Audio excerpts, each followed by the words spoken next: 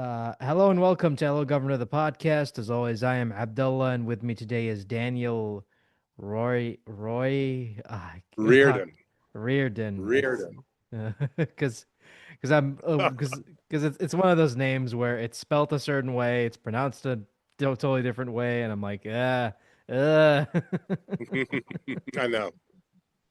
Uh, and I guess I have to ask this, like, seeing as you have a unique last name, how many times has it been misspelled? Be honest. Oh, many. Because the most common spelling is Reardan, and mine is obviously Riordan. But yeah, I was just about to say like because when I saw your name for the first time, I was like, it's because I'm a huge Godzilla fan, and I'm like, is it pronounced Rodan? Please tell me it's pronounced Rodan. Yeah, that would be epic. It used to be O'Riordan, like when people came over from Ireland originally, and they shortened it to Riordan. But when I meet Irish people, they look at the spelling and they say, that was always O'Riordan. It was originally O'Riordan. And I'm like, yeah, thanks. I've heard that like 1,000 times. But yeah, it's an unusual spelling. Because it's again, it's one of those things where you look at it and you're like, but how do I say it? It's like it's Hmm. unpronounceable. Exactly. It's Riordan. A lot of people go Riordan, but it's Riordan. But yeah, with a unique last name like that, it's unique because like there are no other Daniel Reardons in the world, not that I know of anyway. Well, I think there's a few because I had to actually change my email, put some extra dots in there because there were other Daniel Reardons. So, Oh, really? That's hmm, interesting. yeah, exactly. And you gotta make it a little different so that it'll fly. Yeah, I mean, but that's like but again, having a unique last name, makes you stand out and what have you. Anyway, enough about last names. This is it. Yeah. Enough time wasting. When are you gonna get to Transformers? We'll get there. We'll get there, guys. Don't worry. So sorry about the planes. I my house they're working in the house today, and I had to step out into the backyard. So the Santa Monica Airport is nearby, and I apologize for the extra noise in advance. They're going to come through a few times. Trust me. It's Abdullah, I fine. have a question for you. How long have you been in Kuwait? All my life, sir. Wow, but you have a flawless American accent. Is it an American accent? Because it sounds like nothing. It doesn't sound like from a specific place. That's It exactly sounds right. yeah. So it's like, what is an American accent though? That's my question. Is like, what, you Well, I guess know. English without an English accent or an Australian accent. Yeah, it is a kind of a generic um, accent. Were you educated in the States or? Went to an English school when I was a kid. Watched a lot of American TV that wasn't subtitled. That was brought over raw. That wasn't Hmm. subtitled, and that's how were introduced to it. And I've told the story many times before, but what's funny is that when you watch a lot of these shows, because a lot of them were made in America and a lot of them have American accents, I just assumed that's what people who spoke English sounded like by default. And then I got older, and then it's like, oh no, dialects are a thing. Yeah, totally. No, it's just funny because you sound completely American. I mean, I've had a lot of people confuse me for an American, and I'm like, but have you seen my name? That's not why would I pick that name for an American? Well, at least for now, there are lots of Americans with great, wonderful, historic foreign names. So, like O'Riordan, for example. But let's talk about your career because like what's Sure. fascinating about your career is that you started out working on one of the best sequels of all time, Breakin' 2, Electric Boogaloo. That's such a That's hell of a right. debut. That was, it's so funny because it's such a cult classic now. And I had no idea until about close to 20 years ago. I was in the lobby of my agency for my voiceover agent. and they had recording booths in the agency, so we would gather in the lobby, and I was there almost every single day. I had a lot of copy to read, and one of the other younger actors was there, and he'd been a kid when that came out, and he was from the Midwest, and he flipped out when he realized that I was in that movie, and I'd never thought of the movie as anything but kind of obscure little film. And that was the first time I got the idea that, oh, this is actually something. And I asked him, so he brought it in. It was in a DVD form, and I signed the cover, and he was thrilled. He's also a filmmaker now. And I said, what's the deal? Why is this so exciting to you? And he said, you have no idea what it was like being in a small town in the Midwest. And this was my first view of Los Angeles and hip hop or breakdancing. And all of that was brand new. And it revolutionized my outlook on the world. And I was like, wow, I had no idea. But that was my very first film job. I was running the film. I worked for the Canon Films, which was the producer, in production, and I was running my job was to pick up the canisters of the negatives every day at the end of shooting and run them to LAX, where they were shipped to New York overnight on a plane to be processed in New York, which is crazy because that's a long distance. They must have had an amazing deal, because that's a real risk that the negatives are going to get damaged en route. And in my beat up car, I would race at 5 or 6 o'clock at night through traffic and get them over there. And I kept hanging out around the production office saying, hey, I'm an actor. Put me in the movie. And finally they said, oh, we have a part for you. And so about halfway through the movie, they said, oh, we're going to shoot this in a couple of days. You can play this guy. And I was thrilled. And that was my first film appearance. And that must have been a lot of fun because it was the 80s and everyone was coked out of their minds. Yeah, yeah, exactly. I mean, not so much on that set. I would say yes. A lot of the producers and staff who were older than us, it was a bunch of 20 somethings, really young people, because they could pay us nothing and give us experience in exchange. But a lot of the people that were older were definitely doing a lot of amongst other things, but not on the set. I never saw that on the set. And another movie that you worked on that's celebrating its 30th anniversary this year is Jingle All The Way. Does it feel weird that that movie's 30 years old this I year? know it's so strange. We just had a screening at American Cinematheque here in Los Angeles. They did a formal screening and an interview with the director, Brian Levant, in Los Feliz at the theater in Los Feliz and here in LA. And Brian called me and he said, hey, would you be part of this? They'd love it if you came down and introduced the movie and posed for some pictures and, et cetera, et cetera. And I said, sure.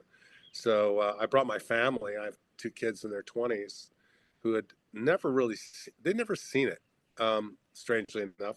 I think my son had seen it, but my daughter had never seen it. And I hadn't seen it since we premiered it in Minneapolis in 1996. So, uh, and even then I was late for the beginning, which was where I am, because I was actually dressed in my Turbo Man outfit for the premiere. We were kind of doing all this publicity, and then I changed out of that and I rushed into the theater and I sat right behind Arnold and his family, and I missed the first part of the movie, and I wasn't paying that much attention anyway. I was a little distracted. So this is the first time I actually really sat down and watched the movie carefully with my family, my wife and my kids, and we had a great night. And there were so many fans there. They wrapped around the block. They were all bringing their Turbo Man dolls for me to sign, and their T-shirts and their DVDs, and it was really a wonderful evening. It was right before Christmas, and it was just really magical. No, So yeah, I just recently have delved into that, and it was fun looking back. And then there were these outtakes that I'd never seen that they showed after the movie that Brian brought.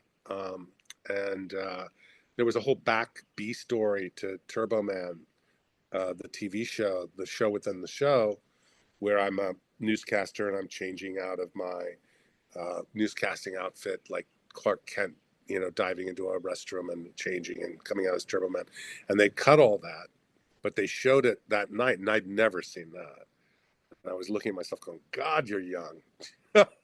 You look fantastic. Like As soon as I saw myself, I was like, I don't recognize that guy. So it was very fun. Yeah, because it's interesting looking at, older photos of you, and you look like, you look like Doc Savage from the old Doc Savage comic strips, just like this big muscular guy, square jaw, blonde. That's right. Yep. And still have the square jaw, still in good shape. Just look a little older, a little grayer, you know.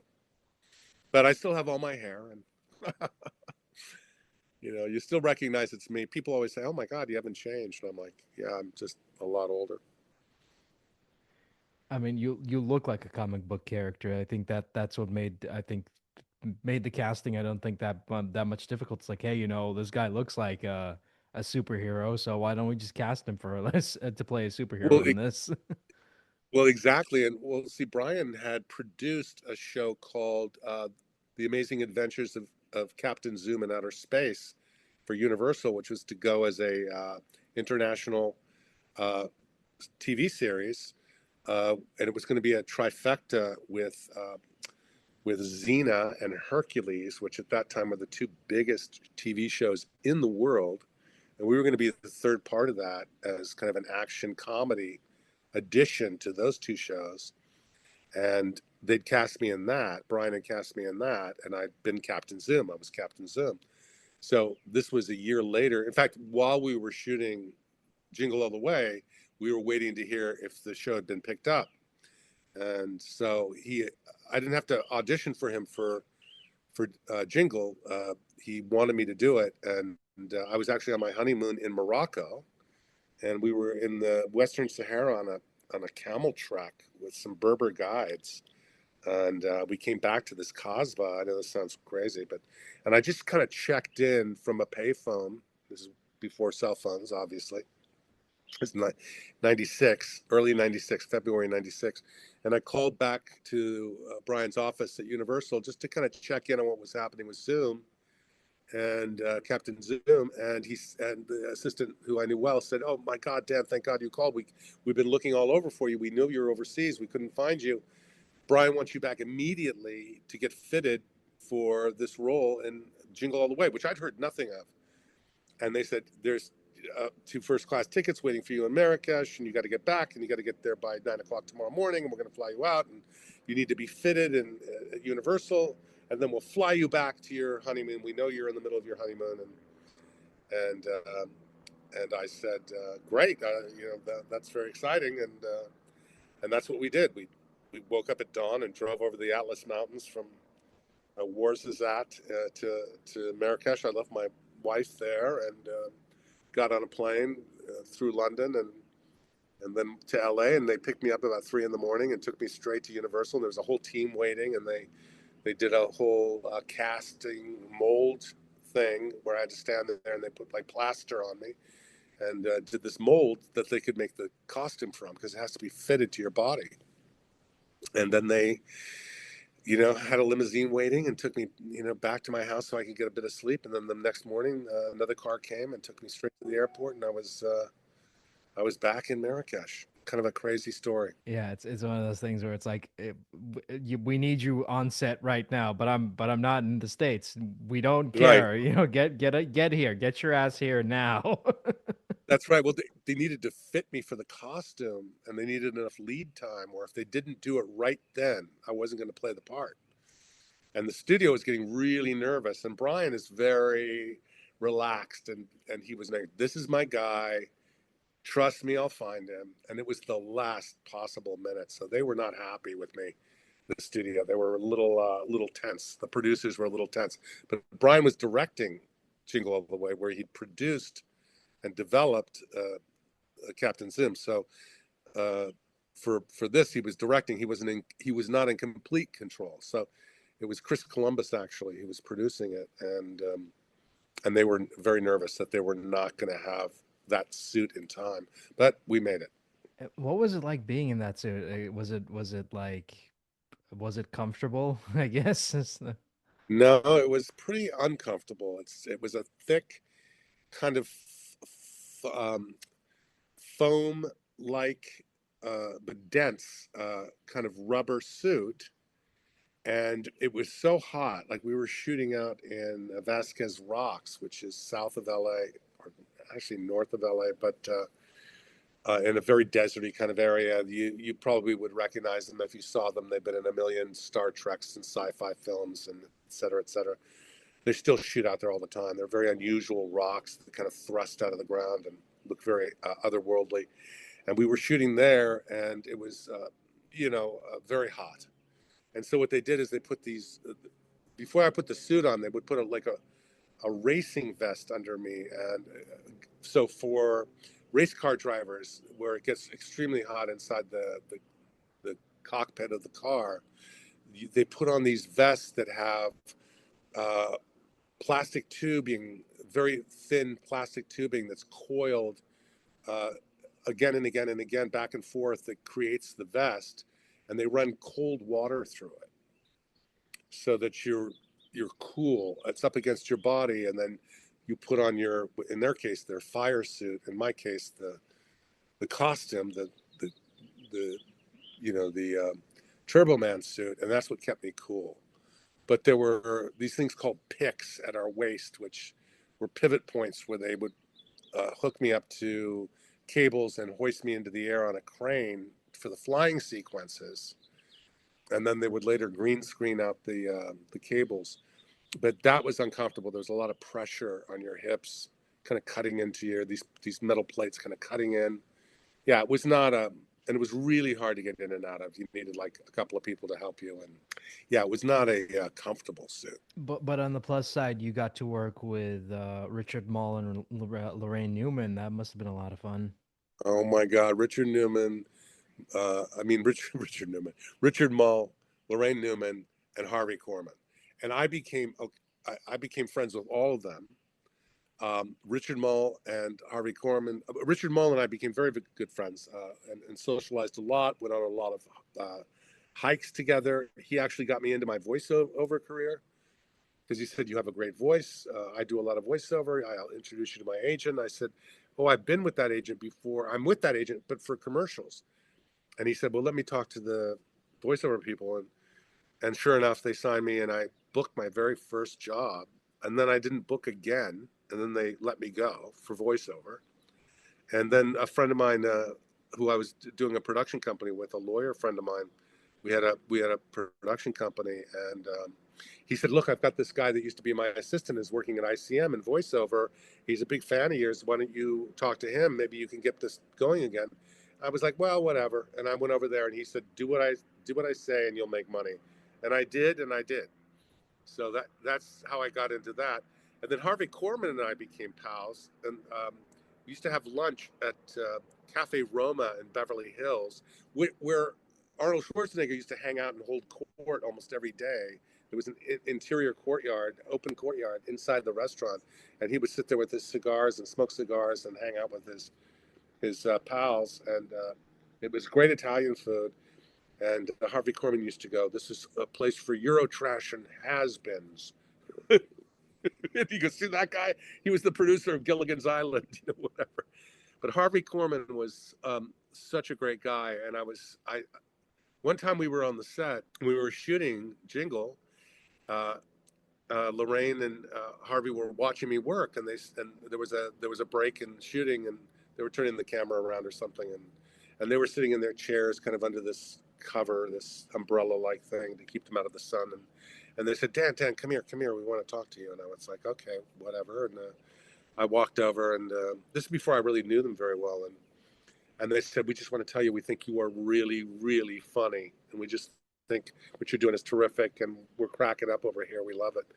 And I was like, I almost started crying. I was like, "Oh my God, Harvey, you're my childhood. I watched you on Carol Burnett all through my childhood, and think you're one of the funniest people in the world. And Lorraine, I watched you on Saturday Night Live, through high school and college.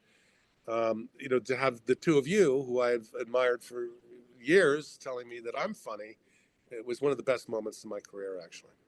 And then her kids and my kids went to the same school here in LA. And so I saw her regularly, and we would often talk about the show and how fun it was to work on it. So all three of those people I became very close to. And did you ever get a chance to work with Arnold? I worked with him only on Jingle. Yeah, we worked together. You know, we were shooting a lot of the green screen stuff together on the studio in in the in the soundstage. Um, I think at Paramount, we were yeah we were working on the soundstage at Paramount, doing our flying and our green screen stuff. And because we both had to do it, they kind of shot it all together and we alternated.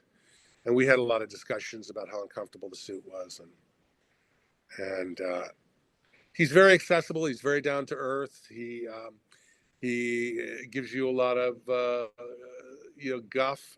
If you can take it, great. If you can't, it's your problem. But he's not mean. It's just kind of a more of a kind of a jock mentality. It's sort of a cocky, ribbing, which I was fine with that. So we went back and forth a few times and had a couple of laughs. But yeah, he was always a down to earth, very nice guy. Yeah, because you watch interviews with him, you can tell like, you can tell what his sense of humor is like, where some people might find that kind of mean, but it's like, no, no, I mean it's like, playful ribbing, you know. Yeah, and I'd been working out at Gold's Gym, which was his home away from home, for years, and I kind of knew the mentality of the guys who were bodybuilders, and the vibe. And I'd had friends that were bodybuilders there, and I kind of knew. Like I said, it's kind of a more of a jock mentality. Just kind of give you a hard time, and it's just for fun. But nothing vicious. And speaking of your voiceover career, like was that something when Richard Mall introduced you to it, was that Hmm. something you saw yourself like doing more of, or No, no. was that something like, I'll try this out, maybe it'll work out, maybe it'll not work out. Yeah, the latter, what you just said there. That's exactly what it was. Was at that time, voiceover was kind of, second fiddle to being on camera. A lot of people, a lot of stars wouldn't do it. It would consider that it was below them. Not that I was a star, but I was doing a lot of on-camera work, and I didn't really think like, I didn't really need it. Ah, I'm so glad I got into it because, and I kind of had that attitude going into it. And then my agent at the time, Mark Quinn, the guy who kind of really got me started, he was the guy that my business partner Jack Merrick recommended me to. He said, "Look, you got to take this seriously, and if you don't take it seriously, you're not going to make the money that is just on the table." And I submitted to the idea of it, and once I did that, I was very successful at it. So I'm ever so grateful because my theatrical career wasn't as strong as I'd hoped, but it was my voiceover career that kept me and my family fed and kept me in the business and put my kids through private school. Because like looking at your credits, I'm actually surprised that you were in a lot of stuff that I didn't even notice that you were in. It's like, yeah, I mean, because I know about Megatron and Robots in Disguise, but I had no idea you were in like the Skyrim, for example. Oh, you're the dragon that everybody likes in Skyrim. I'm like, Uh, what? Alduin, yeah, Yeah, Aldo. Alduin. Yeah, there was one of my daughter's friends just the other day. I mean, lost it when she told him that I was Alduin in Skyrim, and I get that a lot. I mean, he literally freaked out. And so she said, "Well, let's call him." And so they called me up, and I did like the voice on the phone. The guy was flipping out. And so there's, you don't realize what these shows mean to a lot of people. I'm doing a convention this weekend in outside of Austin, in Texas. They're flying me in for that, and all these conventions, I do them. I mean, you make some money, but it's like a love fest. It's like you're feeling, well, my life, whatever. You're a little blue. You go to one of these conventions, and they're just people know everything you did. They're so touched you're there. They really love your work. It means a lot to them, and it's fun. It's fun to travel. It's fun to have people be so affectionate about your career. And speaking of Skyrim, that game is like 15 years old this year, and it's like, God, where's the time go? Exactly, exactly. I mean, it's my son. I remember when he just turned 26 actually yesterday. Um, and when he was, 10 or whatever, 10 or 11, he was playing the game and he would rush into the house and go, "Dad, I'm fighting you right now." Just so cute. So, he would be like, "Oh my God," he would be in the back office and playing the game. And I'm playing you right now because you had to earn your way up the ladder to get to Alduin. He was the ultimate dragon. So, it took him a while to finally get to that point. But it was really cute, how excited he was. I mean, and it's That's such an one reason. no, no, go No, ahead. go ahead. No, no, I was just about to say like it's such an iconic voice as well. Like, that's like you listen to it once and it just sticks with you for all these years. Exactly. And there was a whole language that we had to learn. You had to learn the pronunciation.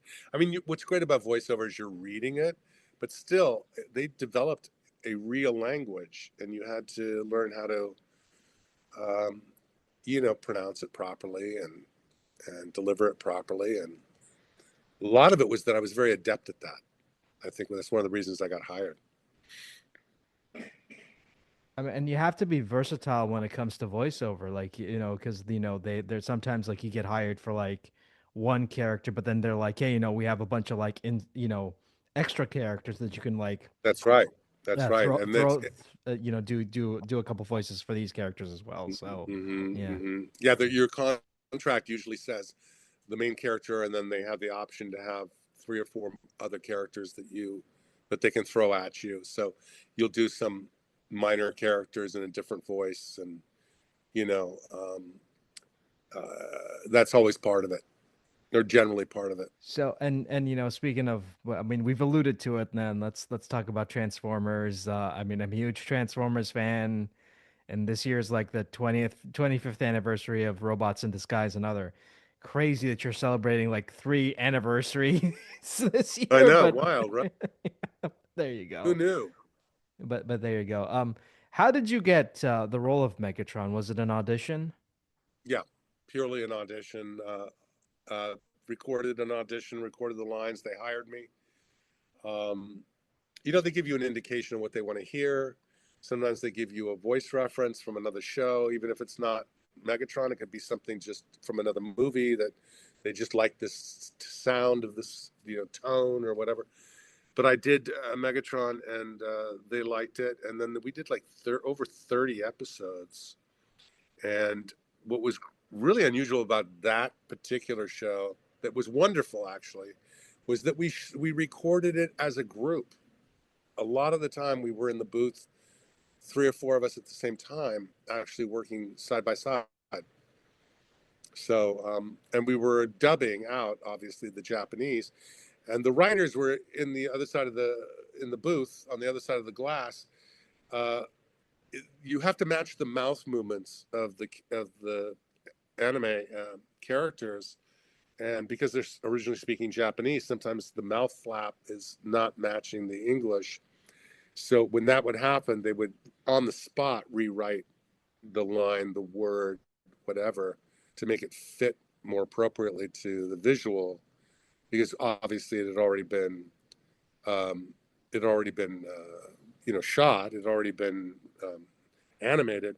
See, in voiceover, in animation, you almost always start with the VO, and then they animate to the VO.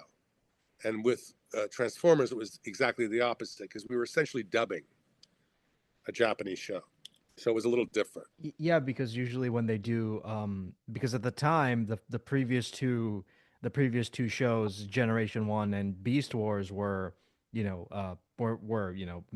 in like America, were prelay. Let's say, yeah, prelay, and this was the first time that they had said, okay, we got this. There was this like it was called Car Robots.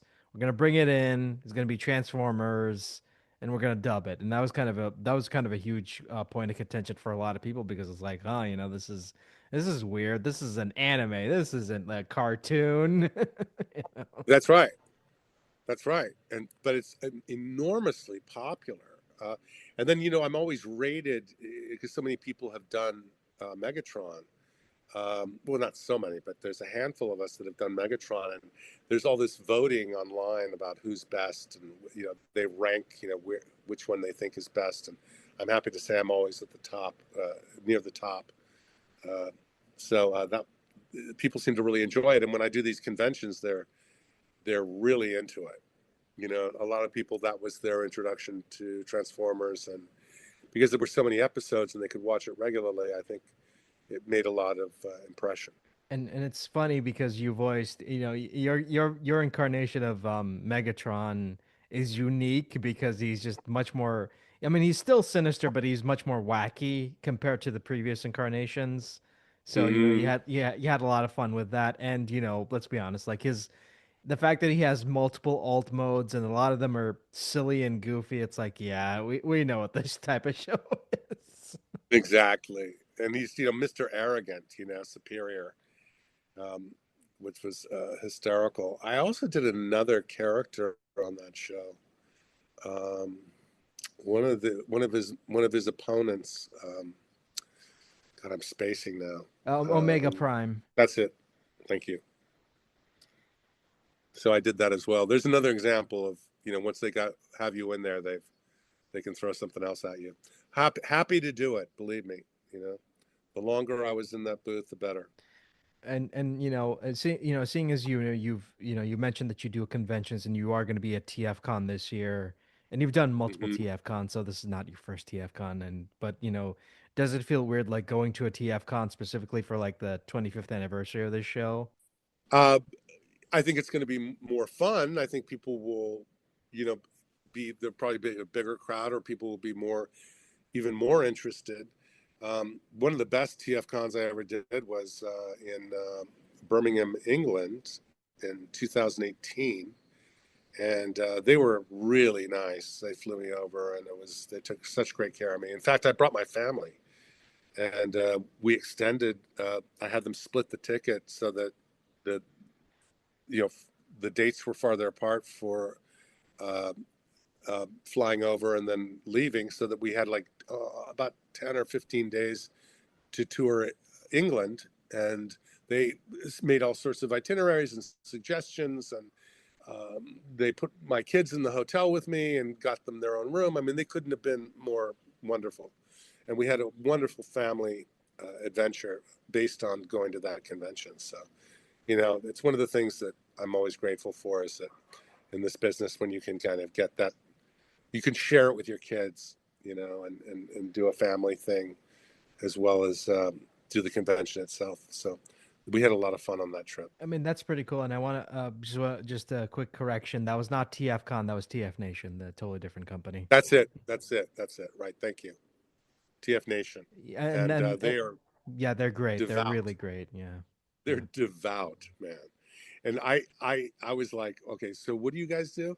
And the two people that run it, one is a attorney who deals in contracts and corporate litigation, which you would have never guessed. Okay, and then even more unusual, the other person was she said, well, I'm essentially like your FBI, and I work tracing and finding and capturing serial killers in Great Britain. I was like, are you kidding me? She goes, why do you think I do this? I need a palate cleanser. Like, I need something fun in my life after working in this dark area all, day in, day out. I was like, wow, that's wild. You would have never guessed. They were just a couple of, kind of geeky fans, and then here they had these other lives, but they were super organized, man. They really had their act together.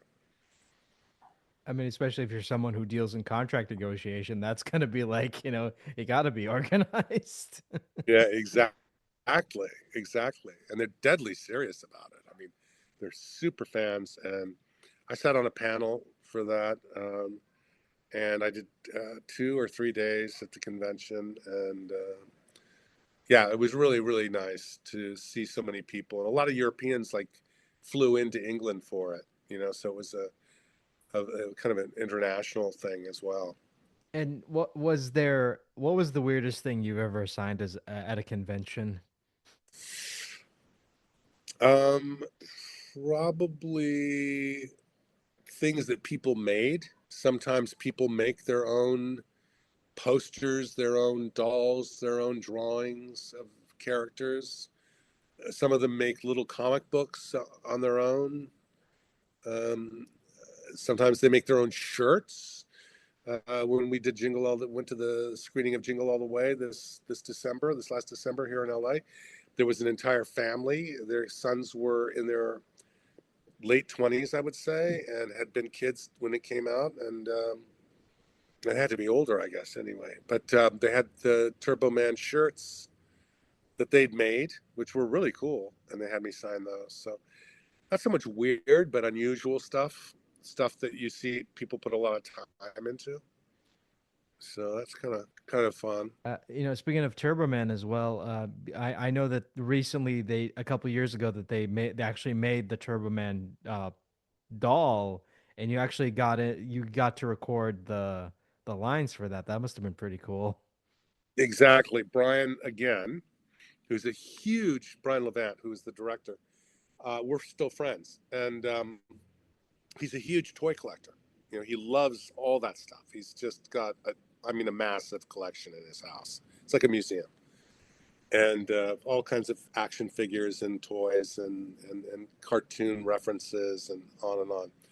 And he was very excited that these guys in Japan were really dedicated to reissuing the doll and slightly different, in the sense a little smaller than the original, uh, but really beautifully made. And he said, they want you to do the voice. They want you to do the voice for the recording, and it's only like 5 or 6 of the famous catchphrases. And I said, yeah. And he said, would you do it? I said, Brian, of course. If you want me to do it, I'll do it, because it's kind of his legacy too. So, um, uh, and the deal was, and they'll give you a couple of dolls. And I'm like, oh, okay, right. So they did. And what was really cool was in the movie when you see Turbo Man, the Turbo Man doll under the tree at his neighbor's house. Remember, he goes over and he tries to steal the doll from his neighbor's from under his neighbor's Christmas tree. Um, it's got a wrapping that has Turbo Man on it. They replicated that wrapping exactly, and they did it in a very really cool material. It's like it's much more than cellophane. It's a plastic, but it's like you know much stronger, much thicker, very glossy. And so I kept the wrapping as well because it was so beautiful. So it's like a whole package. And they made it so that you could just open it without tearing it. And if you want, you can put it inside the wrapping. I kept the wrapping to the side. And I have a case in my office with um, props from Captain Zoom and my original Turbo Man doll, and now this new one. I'm kind of wondering, like, do you have a Megatron though? That's kind of my question now. Do you have that Megatron figure?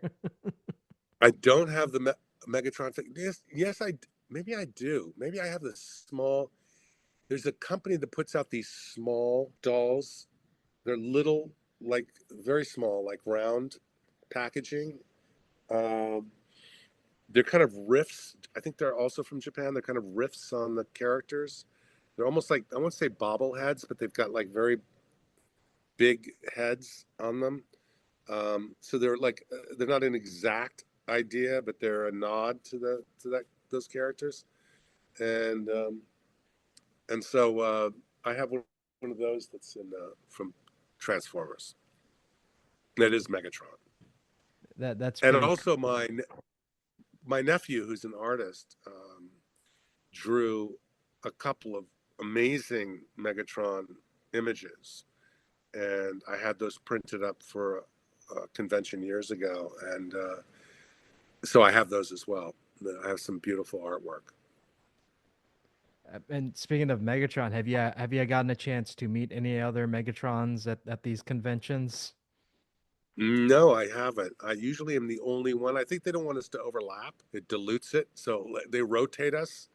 You'll find in these conventions you do one and then they don't ask you back for years because they want to rotate different people and always have it a little different every year. So I'm always the only one. So you've never met David Kay, I take it. I might have along the way, but I couldn't tell you for sure. It's a small community. I'd say there's in voiceover, there's probably, I mean, okay, Los Angeles is the center of the universe for this stuff. And within LA, there's probably, I want to say there's like, no more than 100, more like 50 people that are doing all these voices, for almost everything. So there's a lot of us that work regularly, and so along the way, I probably have met him or knew him. I know a lot of the other guys because of we've had the same agents, or we worked on this, or I've guested on their shows. So yeah, there it is a small community. But I'm kind of wondering, like, do you still keep up with any of your former co-stars from the Transformers days? No, I don't. But we spent months doing that. That was a good gig. And that we shot it in the valley. It was Saban, Saban Entertainment did it, and they had offices on Cahuenga in the valley, on Cahuenga Boulevard, and I still can vividly remember pulling into the underground parking, and there was a guy that would detail your car while you were working, and you know, the recording studios are the most luxurious setups in all of show business. They are made to captivate you and keep you inside, because a lot of times they're also used by, I mean, a lot of the time they're used by advertising people. So they're recording TV commercials or whatever, and then other people are doing animation. So they're beautifully appointed inside, gorgeous, and there's usually a chef, and they cook whatever you want, and they're bringing you whatever drink you want. There's full like restaurant kitchen type setup, and everything is, I mean, beautifully, beautifully designed and lit, and the furniture is, plush, and it's just an environment. They want you to stay in the environment, and sometimes for advertising producers, they'll fly into town from wherever, Minneapolis or New York, and they'll be overseeing a campaign, and they have to stay in there for 12 hours a day. That's that in their hotel, and so they want everything to be just as comfortable and as delightful as possible, and the best service, the best food. So sometimes there's like first rate chefs, and what do you want for lunch? We'll make this or that. And there's always snacks coming through, and people are bringing you things on trays, and it's all to keep you focused and to reuse their studio. Because when you're booking those studios, it's like, oh, I love this place because they have the best food and they were so nice, and it's gorgeous in there. Because there's no windows, you're inside. It's like you could be there for it could be any time of day. You don't know. I mean, they have to make it nice, otherwise, like, they need to, like you said, like, how are they going to rent out that space if no one's going to come to it, Exactly, exactly. So, and these guys, like, they had a car detail thing. What they always throw in something, try to be a little unique, give you that extra something. I mean, that like that's why, like, every time I talk to someone who's like worked on like a Nickelodeon show, they're like, man, even if the quality of the show ain't that great, it's like just them going to the Nickelodeon studio to record. It's a lot of fun because it's like they make it a lot of fun for people to enjoy and be like, hey, I recorded this thing at Nickelodeon today and it was a lot of fun, That's right. And you walk in, and it's ping pong tables, and everything's colorful, and there's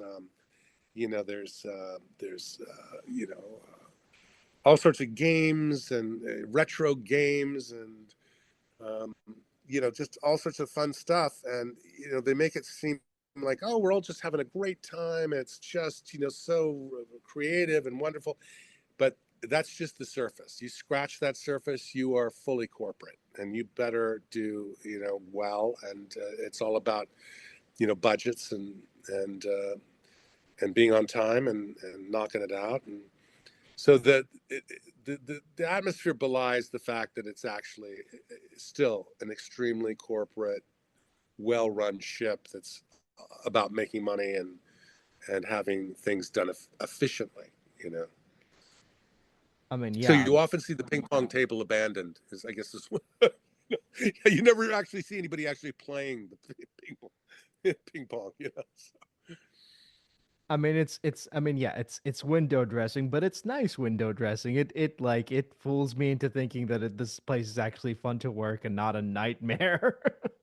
exactly, and it's and as an actor, as talent, we're spoiled. So, and it is a great environment. It is fun, you know, and it is pleasant, and it's nice to be in there, and you realize, oh, this is you actually you absolutely love being in there.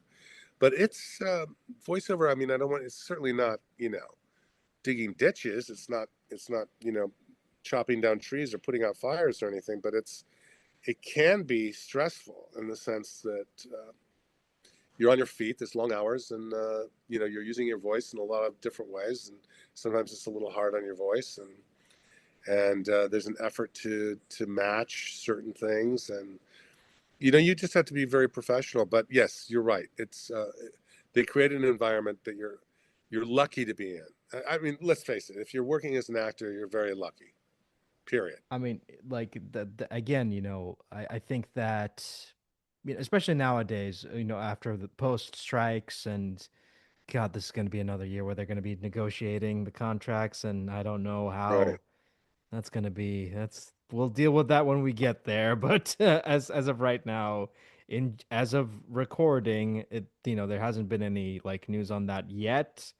But but from the previous strikes, my biggest takeaway from that was like acting as fun as it is, it's not a sustainable job, because and any day can like one day you wake up and then the entire industry's on strike and then there's no work and then it's like, well, what am I gonna do Hmm. now? Exactly. And there's more and more of the work is going out of town. And a lot of, if you look at Netflix, for example, to see how many foreign shows there are, which are excellent. Many of them are excellent, excellent shows. I'm a big fan. But you realize, oh, they're shooting all over the world. They're shooting with foreign casts. They're not under SAG contracts necessarily. I mean, it used to be this was the center of the entertainment world. I guess, theoretically, it still is. But there's a lot of real estate that's underused. Sound stages that sit empty, and this is really since the pandemic. It's been a changed business, a changed town, and yeah, it gets harder and harder. And for actors, the main thing is residuals. Residuals are the lifeblood of the middle class actor. If you're a star, you're always going to be paid enormously well. You just make a contract that has almost nothing to do with SAG rules. The rules are protecting your health and safety, but in terms of money, your agent is making cutting a different deal altogether, based on your name recognition and your clout as a star, which is fine. I get it. But it used to be that everybody like me, when I consider myself just a working actor, not a star, not a celebrity, um, uh, the money was always about residuals. That's how you made your living. And with streaming, there's no residuals. So none of the streaming platforms, Netflix, et cetera, no residuals. So you make some money shooting it, but you, you really it's hard to make a living. You know, I'm thankfully I had a great run, and I have other interests and other business, and I'm still doing it, and but I'm not relying on it in the way that I did like 15 years ago. Thank God that I worked when I did. Put it that way. I sometimes worry about the younger generation of actors because I don't know if they're going to have, like, I have a great pension, for example, from SAG for the rest of my life. A lot of actors are never going to see that because it's based on your earnings. Yeah, and because I talk to a lot of people, and and sometimes I just want to go up to them and say like, why aren't you a lot bigger than you are? Because you're working a lot on a lot of these shows, and it's like, and they just flat out say, because it doesn't pay that much, and you have to keep That's like right. finding whatever work you can find to Mm-hmm. keep going, Mm-hmm. and it's hard. It's getting a lot harder now, with everything being what it is, and Mm-hmm. them with all these, like you said, all these shows going overseas, taking production to other countries, so they don't have to deal with the union. I think that's kind of like Mm-hmm. it's so stupid and scummy, and I hate it. And it's just ugh. Well, it's also, the nature of our world. It's interconnected now with, the internet, and digital media is everywhere. And these platforms are coming from a place where they're not people who Hollywood is not their primary business. So these are all just part of their holdings, their vast holdings. For example, Amazon Prime. Yes, there's the Prime platform on the to watch movies and everything, and I find it quite good. I think they carry a lot of really excellent material. But that's a drop in the bucket compared to where they're really making their money. So it's not like the old days where you had people who were the lions of the Hollywood who loved making movies and built the studios, and they could be hard as well, but they loved what they were doing. They loved movies. They were part of the fabric of the town.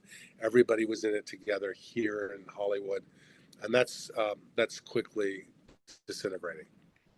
Yeah, yeah, it's interesting looking back at film history and realizing that a lot of my favorite movies were made by like weirdos who just were passionate about making something that they were passionate about, and you just don't have that anymore. Now everything's like streamlined and everything's like corporate, and I don't care for it that much. It's just there's no soul to it anymore. It's just like I'm not saying that there aren't people making great films. There are many great films that have come out during the past a couple of years, but you can tell where the direction of the business is heading, and I just don't like it. It's way too corporate for my taste. Yeah, I mean, I hear you on that. I wish there was more.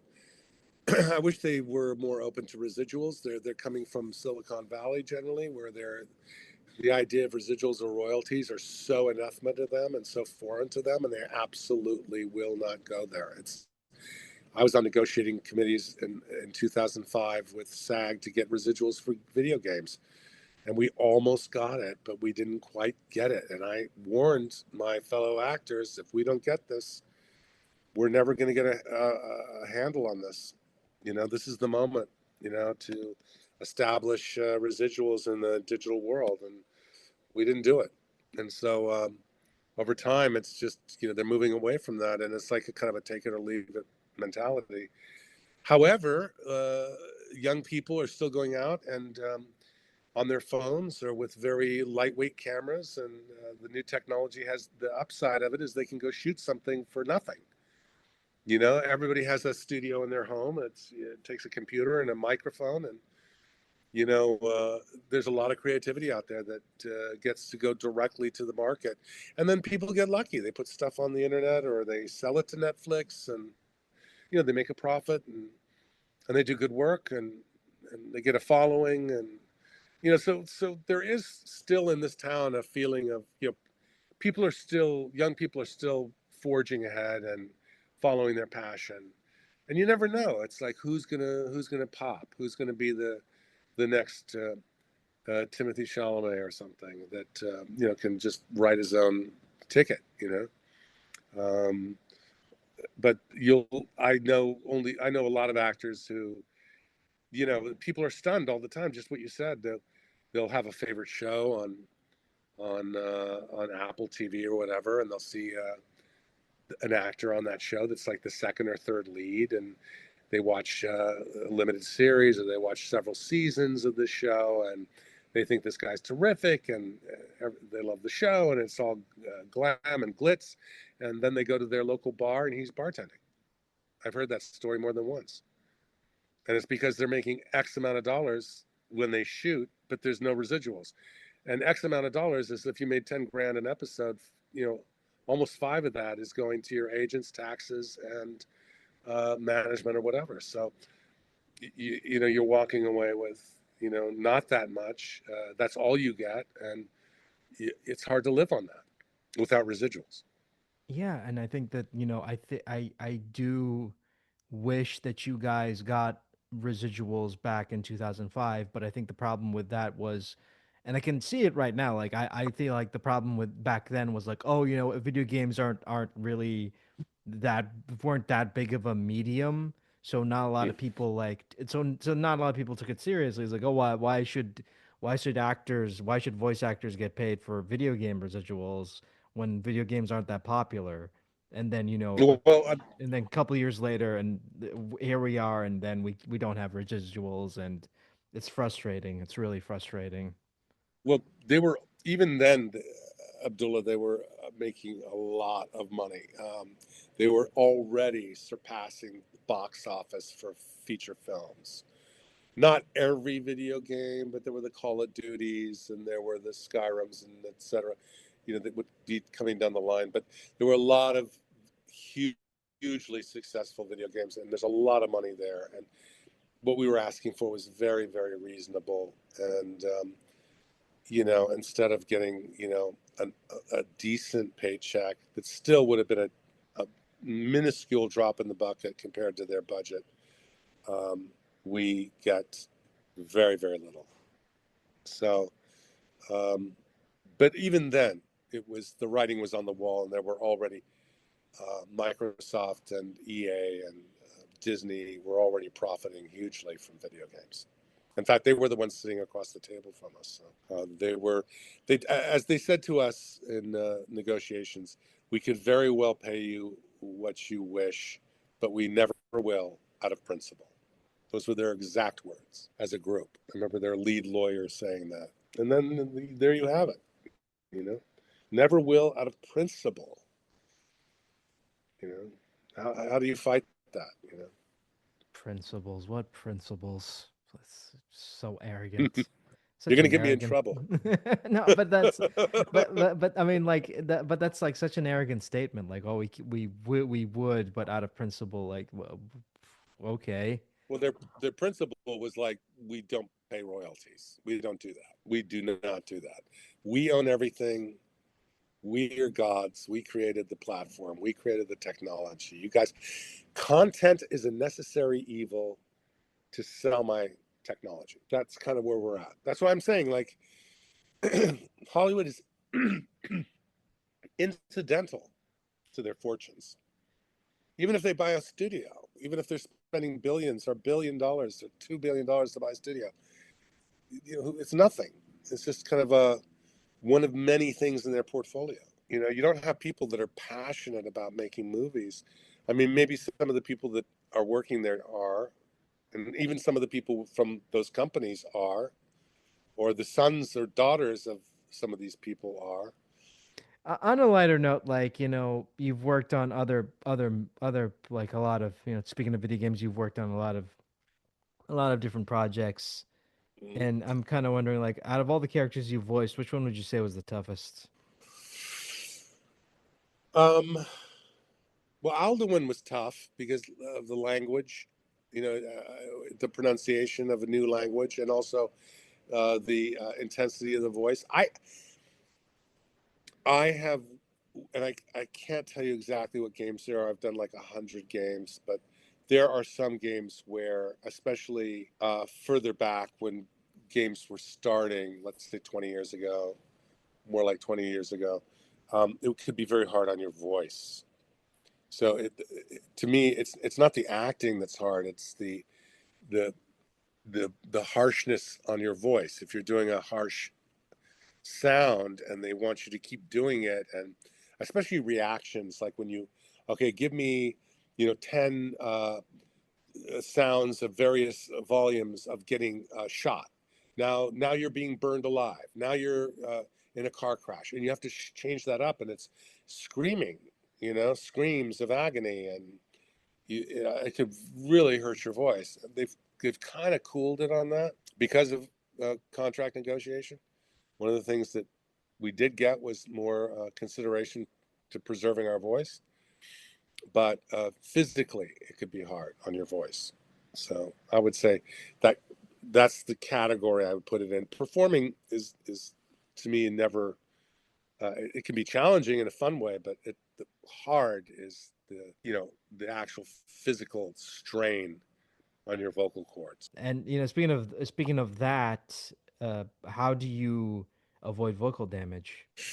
Well, one thing is they'll if they do want you to do that, they wait till the end of the session, and they don't ask you to go as far or as often as they used to,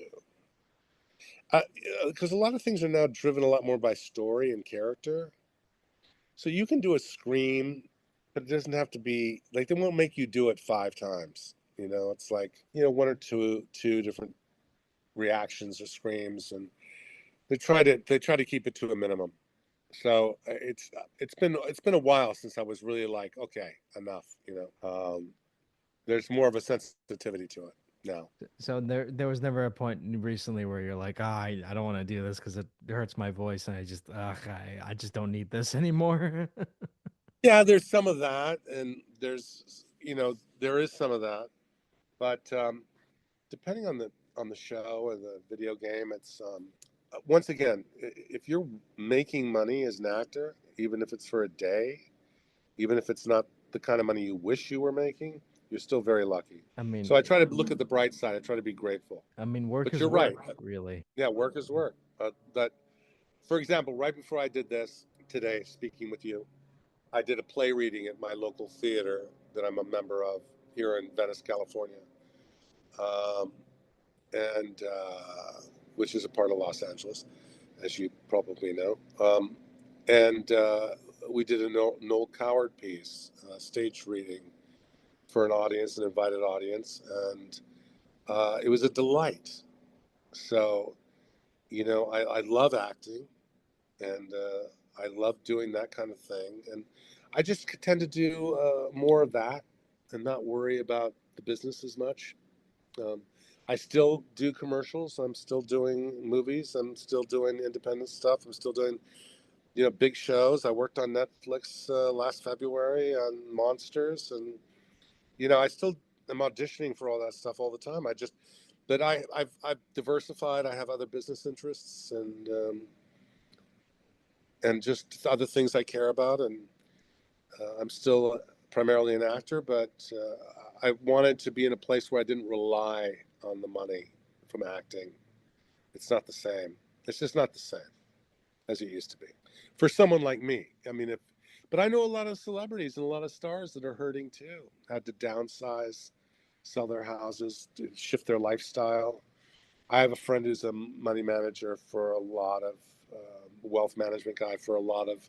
He's a dear friend and for a lot of celebrities, and he, without telling me any names, of course, he describes instances where he has to kind of break it to them. Look, you can't handle the strain of this anymore. You have to downsize, and to do that, you have to wrap your head around the fact that your career has changed, or the business has changed, or both. But he said, inevitably, once they do it, they are so relieved and grateful because it's like a freight train coming down the track every month. The kind of overhead that it requires to keep a big house, fancy cars, et cetera, et cetera. So a lot of people are just, realizing, hey, if I want to do this, I need to see what else life has to offer and not worry about the trappings so much. And what are your plans for the future? Keep doing what I'm doing. I, like I said, I'm very interested in other business interests that I've developed and with that I'm also have complete control over. So that's a wonderful thing for an actor because you're generally not in complete control ever. And I continue to audition and I continue to do commercials and movies and TV. And I love doing plays and I love doing film. And I'm just going to always be an actor. I'm just in a place where, I don't really have to sweat it, you know, so financially. So I'm very, very lucky that way. I'm so I can indulge. It's really come down to being kind of a paid hobby to a large degree. It's something I enjoy doing, and yes, you get some money, but it would be hard to make if I was 22 and I was starting out in this town. It would be a lot harder than when I started out. When I was 22. Oh, definitely. Nowadays, like I've again, not to name any names, but I remember talking to a lot of people who moved to LA to pursue a career in acting and they just went nowhere. That's right. Well, that's always been the case, but it's more so now. Yeah, I mean, people who were really, really talented, like they weren't like, they were like really, really talented, just knew the business, knew what they were doing, and then, got a couple roles here and there, and then they just like nothing came, just the work dried up, and now they just Hmm. moved, and they just moved on to different states, and they're doing something else now, and it's like, well, that's kind of disappointing, but that's the reality of what the business is now because now it's like it's much more unforgiving towards everybody and it's much more harder for younger actors to not only get their names out there but to get work and consistently that's like Hmm. that's damn near impossible these days.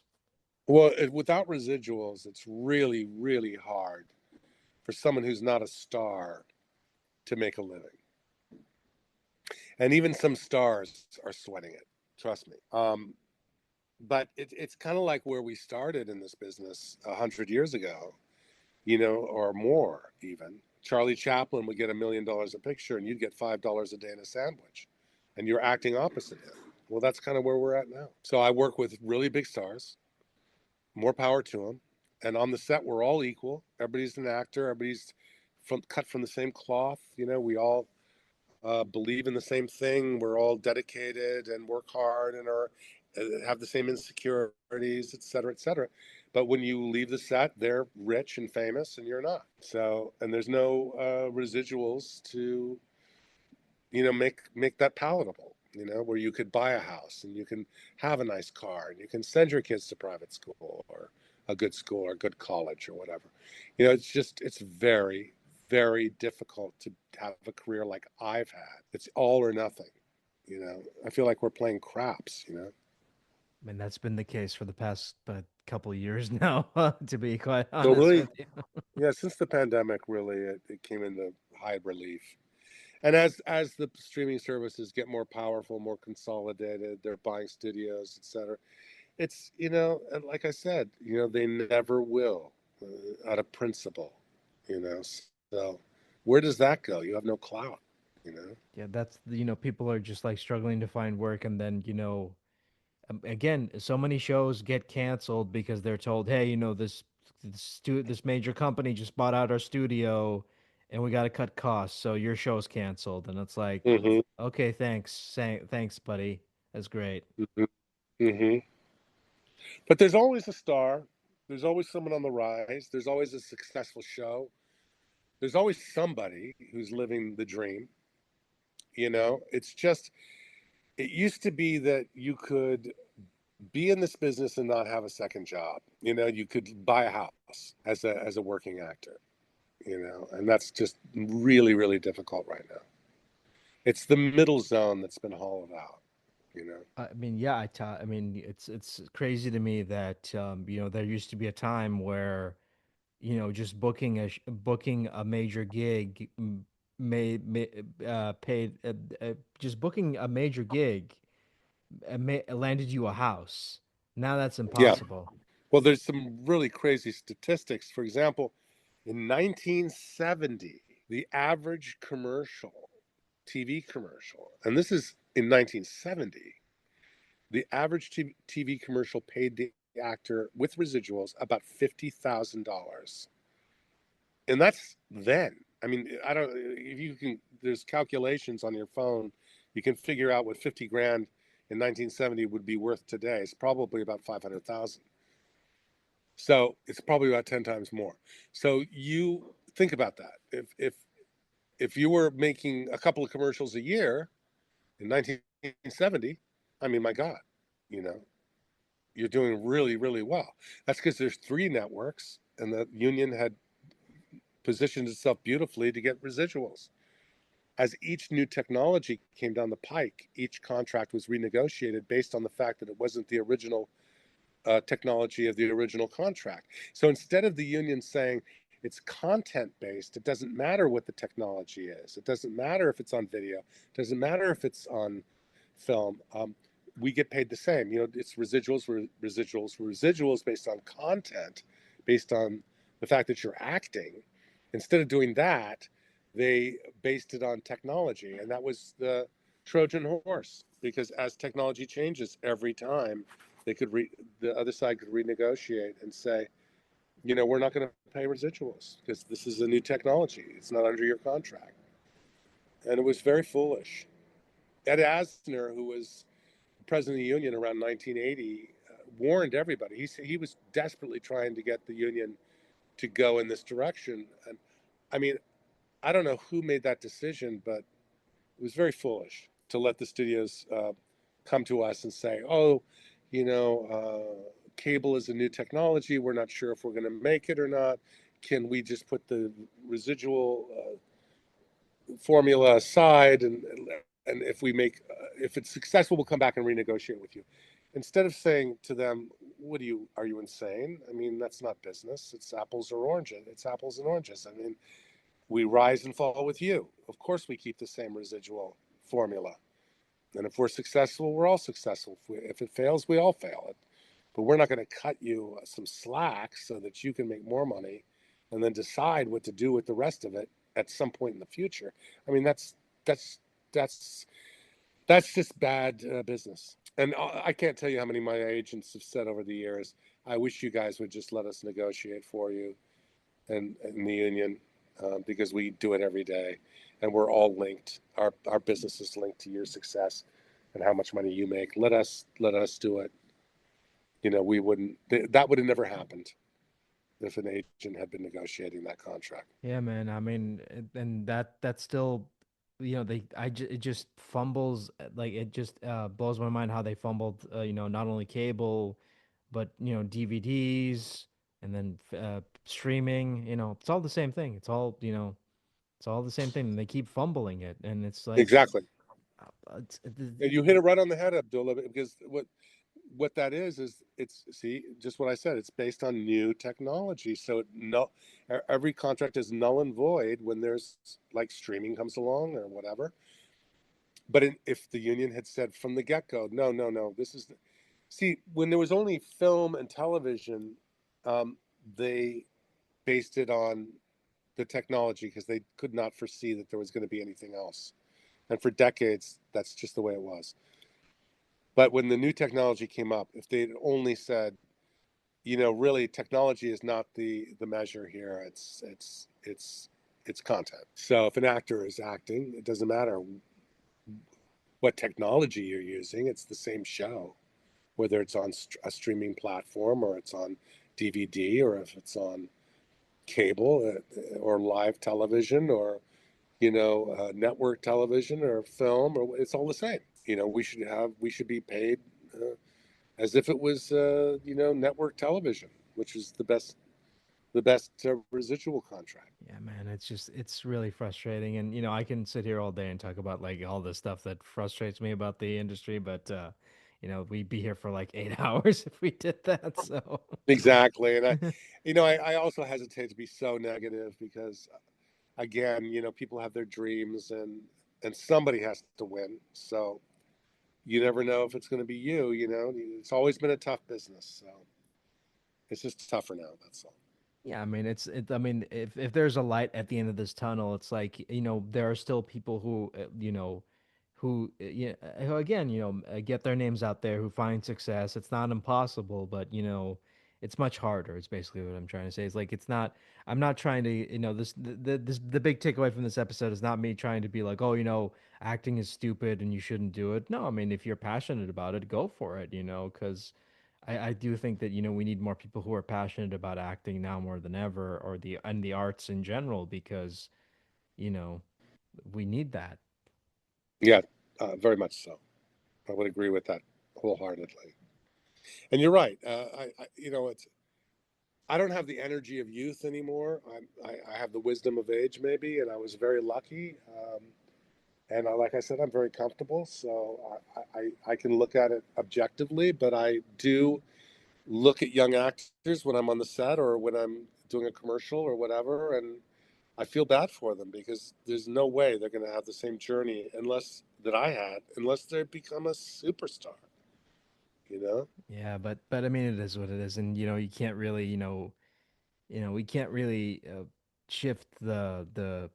I mean, we can't. I mean, we can't. I mean, it would be great that we could just wake up one day and all this will be over, and then it could go back to the way it was. But no, I mean, like that. This it is what it is, and at the end of the day, it's always like my mentality has always been like, yes, everything's gonna get tougher, but you gotta like, power through it and evolve or go extinct, I guess. that's exactly right.